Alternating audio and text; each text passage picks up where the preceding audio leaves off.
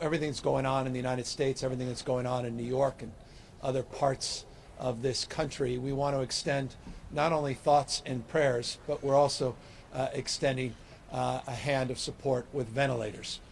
Today we announced 500 ventilators from our cash will be sent to the national stockpile to be immediately distributed to states in need, particularly the state of New York. So I just want to thank our team for assembling over the weekend the appropriate equipment, making sure that these vents work, making sure that these are the vents that were recently refurbished and repurposed for exactly the purpose that they're assigned. And again, our hearts and prayers go out to everybody as it relates to meeting this very difficult week head on and making sure that we have all of the appropriate personnel, appropriate sites, as well as equipment, particularly ventilators, to support those most in need.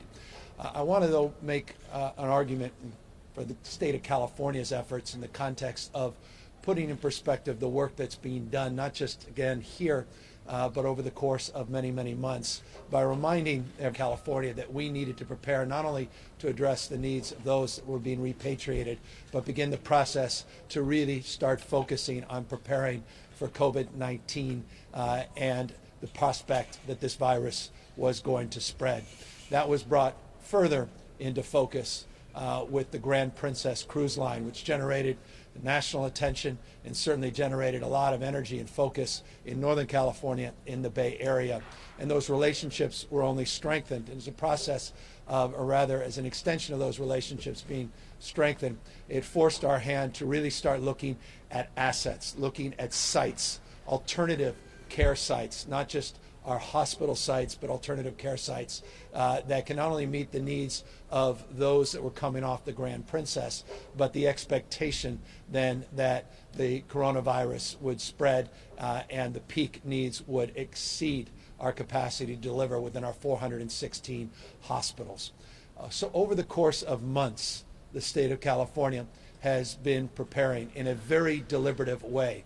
We've phased our preparation in different frames. Phase one is the focus of today's press conference. We want to let folks know that our phase one procurement includes some 50,000 beds above and beyond what is currently available in our hospital system. And I say currently with a caveat. We have 416 hospitals in our hospital system, some 75,000 licensed beds. We have asked the hospital system itself to create capacity to surge by roughly 40%, so 30,000 beds within the hospital system itself.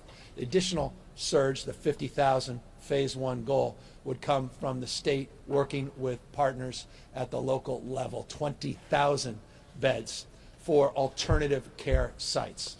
So within the hospital system, acute care, a focus on building capacity and assets in and around those hospital footprints, in and around the emergency rooms, in and around the operating rooms, with existing staff to the extent we need to surge the staff, a health corps support that we've been talking about the course of the last week or so. This is one of the sites of the 20,000 sites that the state of California has procured, and as you can see behind me, quite literally is being brought into a condition where we can start accepting patients as early as April 20th. We're here in the Sacramento region, the Sleep Train Arena, where the Sacramento Kings once played. This is a site that will provide for 400 beds specifically for patients that are either being discharged from our hospital system, from our emergency departments, or going here directly with mild to moderate symptoms. The acute care will continue to be provided in our hospital system as part of their larger surge. This is one of a dozen plus sites that the state of California has already procured. We currently have locked in 4,613 specific bed sites now throughout the state of California. We have sites like this arena in every major region in the state of California. Those 4,613 beds are currently locked down, but they're not by any stretch the totality of what we're trying to source and the number, again, of 20,000 that we ultimately are going to seek. We have 5,005 additional beds that we currently have identified and in the process of negotiations, but we've locked in, like we have here, 4,613, again with an anticipated peak into mid-May. So we're well on schedule, all part of our ongoing preparation plan, phase one, to get to those 50,000 beds. Let me flesh out a little bit more about what those beds look like, because they all don't look like this arena. We worked first to secure Seton Hospital in Northern California, hospital that was no longer operating as it once was, 220 beds specifically now available at Seton. We did the same for St. Vincent Hospital down in Los Angeles. 266 beds will be made available. And by the way, that goes operational on Monday, April 13th, because of a partnership with Dignity and a partnership with Kaiser. And I want to thank Dignity and Lloyd Dean, Kaiser and Greg Adams for their support, their stewardship, working with the county to secure that site and make St. Vincent operational. Of course, the USNS Mercy, also part of that hospital surge, 550 beds as part of phase one of their capacity build. So those are on the hospital side. Those are assets locked in. On the alternative care site side of things, not only again this arena, but we've identified Fairview Developmental Center, 520 beds. We've identified Porterville Developmental Center, 246 beds. We have identified other locations throughout the state of California, including hotel rooms in San Carlos, 120 beds. And then we have on top of that all of those medical stations that came from the federal government with the support of the president, 2,000 beds as part of that FMS program. 5 of those sites are already up, not necessarily running, but locked down, and we've unloaded all of the cash, the equipment, and supplies, and we have prepped those sites. 3 additional sites of those original 8, 250 beds per. That's the 2,000. 8 sites, 5 done, 3 remaining. Those 3 are up and around Shasta, Butte County.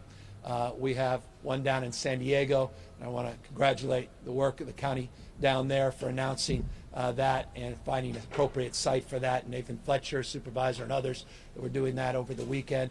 And then a site in Fresno that we are in the process of unloading and setting up. So those 8 sites, plus those hospitals, plus alternative care sites like this, that's the 4,613 beds that we have locked down and ready to go with.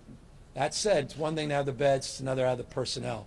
And just to explain a little bit about how these things are working, the hospitals, I talked about the partnership with Kaiser and Dignity down in Southern California. Each and every site has different operations, different specs in terms of support, who's managing them, where we're procuring the appropriate protective gear, and the like.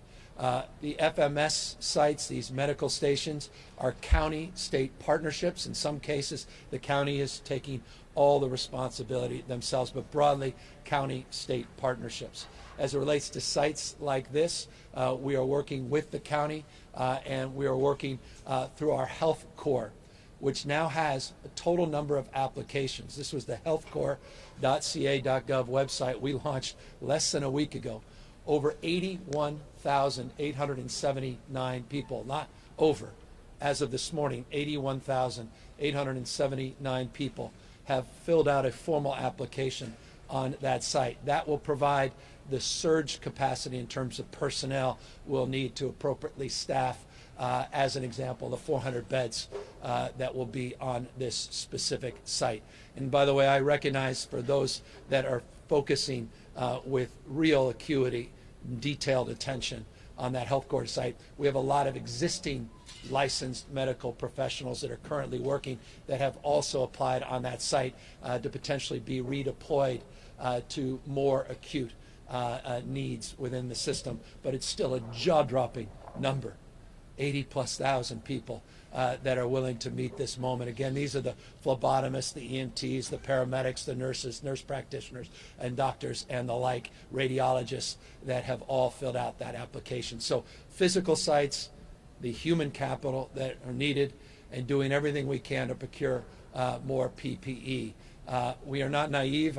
We're very proud to be able to extend a hand of support with those 500 ventilators and send them back east. But we're not naive that we need to continue to procure more ventilators, not just gowns, masks, coveralls, shields, these N95 masks in particular. And we continue to do everything in our power to continue to build out that inventory as well. Again, it's a three-legged stool. You need the place, you need the people, and you need the protective gear to make these things work and to meet the surge responsibilities and meet the surge expectations that are part of our modeling. Again, the models mean nothing if we begin to step back and change our behavior by getting cabin fever and no longer practicing physical distancing. Physical distancing is working. The more we commit to meeting this head on by continuing to practice social distancing, but substantively physical distancing, wearing the appropriate, well, not masks, but face coverings when you are forced to get in a queue or in a line and be around other people where you can't practice physical distancing, for example, at a grocery store. If we continue to do that, we continue to hold the line, then these models will continue to buy us time, because you, by definition, are bending the curve, which allows us the days and weeks to do exactly what you see being done right behind me here at Sleep Train Arena. Speaking of here, I want to now ask that the owner of the Sacramento Kings, who owns this site, come up and say a few words, because we wouldn't be here without him and without his support. It's just an example of people all stepping in to meet this moment head on. And I just want to congratulate Vivek and his partnerships that he has formed with food banks in the Sacramento region, the 100,000 masks that his foundation has provided and his personal largesse has afforded, and the hundreds of thousands of dollars the foundation has provided in cash contributions to those in need. It's just an example of philanthropy at scale and people extending their hand. And so, Vivek, thank you on behalf of a very grateful state, and perhaps you can just share some thoughts and words about why you let us open these doors and let everybody start working here at this facility. Thank you, Governor. I just wanted to start by thanking you. Thanks to your forward-looking, bold, decisive leadership. There's no question you're the best governor in America, but when history is written, people are going to remember that thanks to your actions, thousands, if not tens of thousands, of lives have been saved. So as a Californian, I thank you from the bottom of my heart. I also want to thank Congresswoman Matsui for her leadership in Washington, our great Mayor Steinberg, and Councilwoman Ashby for their partnership and their support. This is a really difficult time for all of us, and our hearts go out to all those who have been impacted by this terrible virus. Also want to show great gratitude to the doctors, the nurses, the folks that deliver us food, all the people that are on the front lines facing this invisible enemy every single day. So we all owe you and thank you. Thank you for your efforts. We at the Sacramento Kings have always believed that it's bigger than basketball, and if we can use our platform to impact the world in a positive way and make a difference, then that's what we need to do. The city has always been there for us, and we will be there for the city in any small way that we can. This where we're standing right now is actually one of the iconic venues in sports history. This is actually where LeBron played his first game, and now it's going to be taking care of Californians. So it's history of big moments continues. We thought we were done with this arena when we moved out, but in fact, the arena still lives on, and hopefully it'll play its part in contributing to the state. Governor, I'm an immigrant to this great country, and I have great belief and faith in the ingenuity, the resilience, and the determination of the American people. So I fully believe, as bad as this invisible enemy is, thanks to your leadership, we in California and we in America will triumph over this. And I thank all of you for giving us the opportunity to be some small part of your efforts. Thank you. Thank you, Vivek. Thank you so much on behalf of all of us for immediately making available this arena before we even asked. This was offered, and the fact that we're here in such a short period of time and already seen the construction is testament to your support and to the spirit that you have advanced. And so I'm very, very grateful to you. Let me just extend a few other points of consideration. We talk about these 50,000 beds in our phase 1 strategy based on our modeling. Here's some good news. Within the hospital system itself, they believe they have the capacity in our 416 hospitals to do even more than the 30,000 beds that they originally proposed. That was represented about a 40% surge. They believe they can do thousands of additional beds, and we believe that's the most appropriate use of resources because the staffing already exists and the footprints at those sites can be expanded much more efficiently and effectively, and the staffing much more efficient and effective if indeed that's the case. So the overall numbers will begin to shift between those two buckets based upon the manifestation of those additional plans. And so once again, I want to just thank the hospital system, their representatives for doing a wonderful job, including on this point. We've talked about ventilators, the 500 ventilators. One of the reasons we felt more confident in our ability to extend a hand on ventilators and send them back east is because the hospitals themselves that originally had an inventory of 7,587 vents, 7,587 vents, today have currently 11,036 vents. So they went from 7,500 to over 11,000 over the course of the last few weeks. That's on the basis of repurposing or refurbishing old vents and also procuring new vents. That has put less strain and pressure on the state's effort to procure additional ventilators. Make no mistake, though, we are full force going around the world to procure even more ventilators and continue to work with companies on bridge ventilators like the ones we've been talking about, that Virgin Orbit and others are beginning to procure and do more to make sure that we are being innovative in terms of how we utilize existing vents, working in partnership with Stanford University and others. Here's just a quick update. 14,336, that's the official count. It's up 6.7% total number of COVID-19 positives. 1,085, this again is the number where I wake up first thing in the morning, no exaggeration. First thing I look at is the number of people in ICUs, 1,085. Number of hospitalized, 2,509.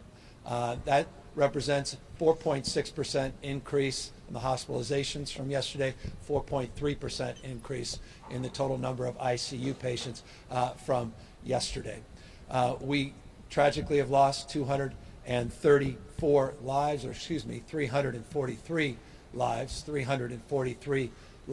to this virus. Hearts go out to every single member, loved one, family member, community that have been impacted by these losses. We'll continue to update you on the number of N95 masks that come in and go out, continue to update you on the number of health corps folks that have signed up and begin the process of being evaluated, triaged to be deployed and redeployed throughout our healthcare delivery system. I want to continue to thank everybody that wants to contribute their time and their energy which I know a lot of us have energy because we're stuck at home. We want to contribute. The serve.ca.gov website, the serve.ca.gov website remains the best place if you want to volunteer, support the homeless, food banks, give blood, connect to our Cal Volunteer site and the like. We hope people continue to reach out a hand and continue to practice the physical distancing that has allowed us the time to procure the kind of assets that we are announcing here today. So with that, happy to take any questions. And again, I want to thank everybody for making this particular site possible in such a quick period of time. Hi, Governor. Sophia Bolag here from the Sacramento Bee. I'm going to be asking questions on behalf of the press corps today, so thank you so much for taking our questions. To start off, can you explain why you've been talking about phase one sort of as a distinct entity? What exactly does phase one mean in your modeling, and what's the difference between phase one and any subsequent phases? First phase, we break things down incrementally so we can focus our attention with acuity, and we look at our modeling, and we looked out over the course of last month into this month and April. Phase one is through the month of April. Phase two, when you look at our models that we made public last week, you'll see those numbers go north of 50,000. That would represent phase two of our process. So this is within the month of April, our first phase, finding 50,000 beds between the acute care system, the hospitals, and these alternative care sites for mild and moderate symptomatic individuals or those that have been discharged from the hospital system. So that's the breakdown specifically. If we enter into May and our modeling and projection numbers remain static, meaning they show that they're continuing to grow, then we'll enter in that phase two. Many reporters have questions about the ventilators and those 500 that you've sent to the national stockpile. So what convinced you that we could afford to send those ventilators? Why did you decide to send them to the national stockpile and not directly to a place like New York? New York is one of the states that is in desperate need of ventilators. We worked with our federal partners, particularly Bob Fenton, our regional director of FEMA, and Bob felt it was more appropriate if we can work within that national stockpile to immediately, this does not go to some warehouse, doesn't collect dust, to immediately redeploy them as needed based upon conditions on the ground. We could have prescribed what we thought was appropriate, that all 500 go to New York. They may go to New York, but we feel they're better positioned from the perspective of logistics to direct or redirect them to other parts of the country in real time as needed. The reason we made the determination over the weekend of the availability was twofold. Number one, as I mentioned a moment ago, we now have new inventory in our hospital systems of over 11,036 ventilators, substantially higher than the 7,587 that was identified just a few weeks ago. In addition to that, we're getting back all of those ventilators, over 1,000 now that have been refurbished. We've got another 1,000 or so that are currently being refurbished. We were down at Bloom Energy as the site that's doing most of those refurbishing. That's moving quite efficiently and effectively. I'm anticipating receiving an additional 500 ventilators as early as tomorrow, though give me a day or two. When they say things are arriving and they actually arrive, sometimes those things don't align perfectly. But we are confident in our procurement of thousands of additional ventilators, the first 500 arriving as early as tomorrow for all of those reasons. And the responsibility, the moral and ethical responsibility of providing resources in real time to those most in need. That's why we thought it appropriate to send those. What happens if Californians need those 500 ventilators back in a few weeks? Well, if we need them back in a few weeks, we'll get them back. They're conditioned on changing conditions here in the state. These are lent, they have not given. And I have confidence, all the confidence, based upon our modeling, based upon the extraordinary work of individuals that continue to practice appropriate physical distancing.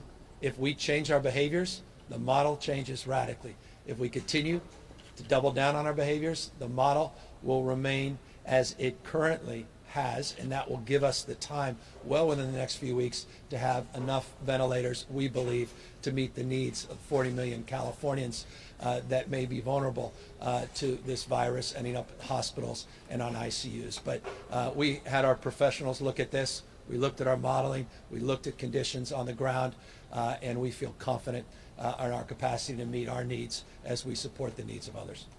Phil Willen of the Los Angeles Times asks, given concerns that COVID-19 might rebound in the fall, perhaps to even a greater degree than the current outbreak, what is the state doing to prepare for that possibility? Will it force California to keep schools closed or to stockpile respirators and PPE and inhibit California from sharing those items with other states? Well, we're not hoarding anything. We're providing support as we can, and to the extent we find more avenues of procurement for PPE of all stripes, and we feel our needs are met, we will share those with people all across the country as needed. We are a major purchaser of PPE outside the federal government, the largest in the United States, so we can do things at scale. We have relationships in China, around the world, that are distinctive and unique, and we are going to do our best to row in the same direction as others. And so we hope that we can continue to increase our supplies. I was in a warehouse 2 days ago where we had just in that one warehouse distributed 15 million N95 masks in just a few weeks. They were distributed. Those were the masks that were there for years and years and years. The warehouse was all but empty. Millions more we hope to replenish. And so as we go into different phases, to Phil's question about different phases, that we're prepared to meet those phases head on. But know this, we're Americans. First and foremost, we happen to have 40 million Americans that live in the great state of California. And as a nation state, we can do certain things where we can punch above our weight, and we carry a big weight. But to the extent that other Americans need our support, our largesse, and to the extent we have the resources, we're going to be there for as many people as we possibly can. But know this, we're also taking care of our 40 million Californians as well. There's been some speculation that COVID-19 might recede with the warmer summer months. I'm wondering, have you guys seen that in some of the warmer parts of California, and is that something that you're incorporating into your modeling? Yeah, we'll see what happens, but based upon the data that's coming in, we will in real time assess any of those changes and patterns. Look, the numbers keep going up here in the state of California. The number of positives, number of tests, number of people in ICUs, number of people hospitalized, and tragically the number of people that have lost their lives. Conditions, to your question, are unique and distinctive depending on what parts of the state you are in.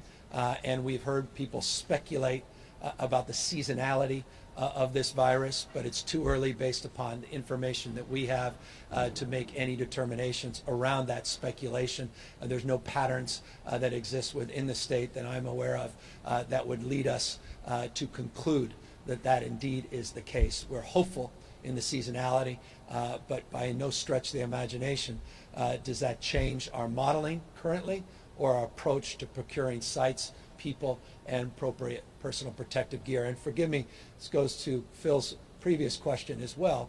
All of that will be determinative. Facts on the ground, the experts and their opinions make the determination about schools and make the determination when people go back to work and sporting events like basketball or football season and the like. But again, too early to speculate on any of that until the data starts to bear the kind of clarity that is needed to make those determinations.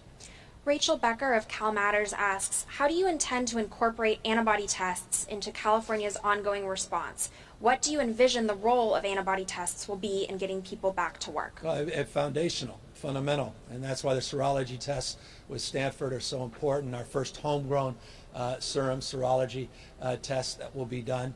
This will be ultimately determinative. It will be probably the biggest area of focus in terms of language we're using and the nomenclature, antibodies and proteins that we're trying to attach related to the immune system, all part of figuring out whether or not people have immunity, people have the kind of antibodies that will allow us to process new protocols in order to get people back into the workforce, or at least back into society in more traditional ways. So this is a deep area of focused concentration. I know all across the United States, not just here in the state of California. And I should just note this frame around community surveillance and making sure that we are testing asymptomatic individuals to understand more about this virus is critical in ultimately advancing our testing goals. Some of those goals we revamped and announced just 48 hours ago, and this is certainly a big part of that. You and your team said on Saturday that you were expecting that test would be FDA approved later that day. Did that happen? And are your plans that you laid out Saturday to start using that test this week, are those on track? Yeah, I believe they are. Let me double down on the official approval and get right back to you. Thank you.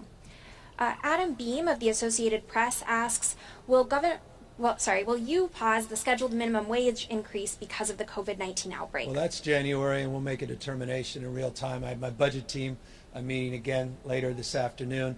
I've got a team of some of the best minds that I can find on economic recovery and really starting to plan detailed plans when we turn the corner and turn the page on this phase of the virus, how we can really start jump-starting the economy. Testing is the predicate to making that happen along the lines of those antibody tests that were just referenced. And then, of course, coming up with a comprehensive economic and workforce development plan to get people off unemployment insurance, get them back into the workforce, do everything we can to keep small businesses afloat during this very challenging period of time. We talked a lot about that 72 hours ago in terms of our small business supports.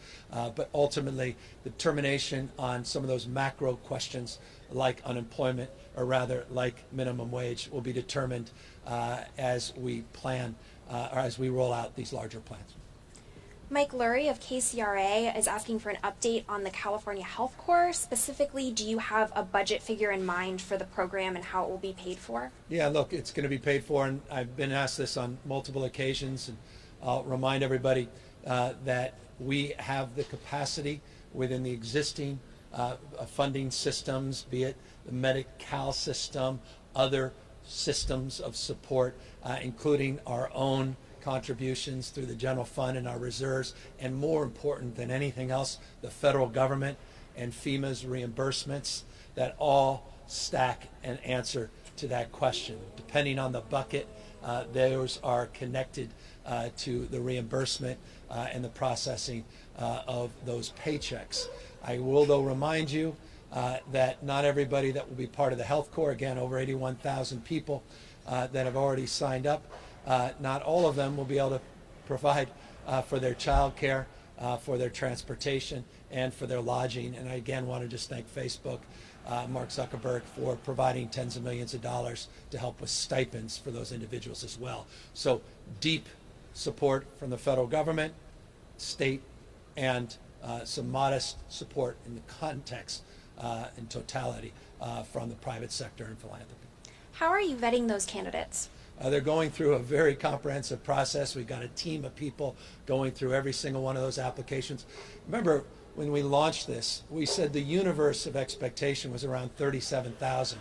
We've now blown past 80,000, which again just is extraordinary. And so we're going through those. A lot of them, you know, a lot of folks filled out forms and they already have existing jobs within the healthcare delivery system. So we're weeding those numbers out and we are triaging multiple things. There's geographic triage, meaning where are you physically and where are the needs most, and see if those match. There are salary expectations and needs, see if those match. The skill sets, looking where people are in their licensing process and queue. Are you coming from a medical school or nursing school? Are you retired annuitant and you're coming back into the workforce? All of those things are triaged. We may have too many phlebotomists in certain areas, not enough pharmacists in other areas. So all of that being done by a team of remarkable people, Heidi and others that are here that are doing pretty much just that full time.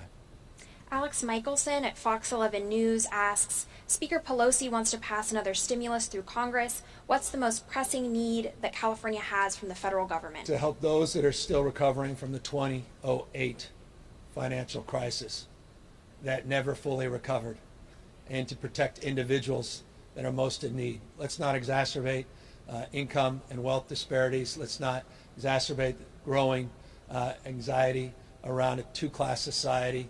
When we grew up in a three-class society with the middle class getting squeezed, we've really got to focus on those that were left out of the last bailouts in 08, 09, and make sure we do not replicate that same mistake. Deborah Kahn of Politico asks, why is the state reporting cases in such a broad age category for 18 to 49-year-olds and then narrower categories for the young and old? Are you trying to scare younger people, and can you provide more specific numbers for that? Well, no, it's just that's the information that's been provided me. We go 0 to 17, we do 18 to 49, 50 to 64, 65 and over. That's the data that we've been putting out, and to the extent the question suggests we're not scaring anybody, suggests that we can disaggregate that data further, I'd be happy to consider putting our folks on that. I will just remind everybody that that data that we are putting out shows that half of the individuals with COVID-19, one half, are under the age of 49. Just a reminder of the power of individual decision making, and for young people to be reminded that that individual decision making must maintain a strong regime of physical distancing. Even if you have mild symptoms, even if you don't know that you have the virus, you can spread the virus to the most vulnerable. And so, again, the data has helped us identify those buckets of concern, half under the age of 49. Happy to look at breaking them down even further. Jim Roop of Westwood One Radio asks, people have been saying they would like to know if the mitigation efforts are working. Is there any data or a specific point on a graph or a chart that indicates the state is actually seeing success in slowing the spread? Yeah, you're seeing that in our modeling. You're seeing that in the modeling we've presented publicly. We're seeing that in the capacity for us to be standing right here. This is a physical manifestation of the work that has been done by 40 million Californians, proving to be successful on the basis of buying us time. And this allows us to do the kinds of things that, frankly, some other parts of this country weren't able to do because they were overwhelmed. The system got overwhelmed. So every minute of every day, every hour of every day of every week of every month is critical for us to make sure that we're preparing for a surge in a worst case scenario. But the current modeling that we have made public and the growth, as I said, the growth you've seen just in ICU and the hospitalizations, the two most critical numbers from our perspective, that growth has been steady. And if you extend that out, we are looking at a path into May before we peak based on current data. Doug Sovereign of KCBS has another question on the ventilators. He asks, politically, is this something of a rebuke to the White House, which said over the weekend that the states have to fend for themselves and not rely so much on the federal government? And are you sending a message to the Trump administration that California can not only take care of itself, but the nation too? No, that's not why we're doing it. We're doing it because we can do it. I'm not looking to point fingers. I'm not looking to play politics. I'm not going to point fingers. I'm not going to play politics. I want to thank the administration for reaching out to the state of California and working with us through FEMA to identify a minimum of 500 ventilators. I'd like to be able to do more. I feel deep responsibility and anxiety, as we all do, watching the national news. What more can I do? I'm on conference calls with the governors, comparing and contrasting conditions on the ground. We had a governor's only call today with the vice president and people expressing their anxiety and concerns. I wish I could solve that for everybody. And to the extent we can, we will. And to the extent we're expected to, yes, we should be expected to. This is the state of California. We have an abundant mindset, and we're a well-resourced state. So I expect, and I imagine everybody expects California to do more than most other states, and we'll continue to try to do our best. Your staff is telling me that that's all the questions you have time for, so thank you so much for answering those. Thanks very much. And thank you, everybody. Just want to remind everybody of the importance, if I haven't done so 5 or 6 times, let me do it a 7th and an 8th time. Practice physical distancing. Thank you to everybody over the course of this weekend. Our parks, our playgrounds, our beaches, where I think reasonably, not in every case, reasonably underwhelmed because people were taking these stay-at-home orders seriously and taking the physical distancing seriously. As the weather gets better over the course of this next week and into the weekend, I will remind everybody on a daily basis, to the extent even more on an hourly basis, to continue to double down on what has been working here in the state of California. Let us not look back and dream of regretting because we didn't do all we could to continue to bend that curve. Let's continue at the pace that currently is underway. Thank you, everybody, and stay safe.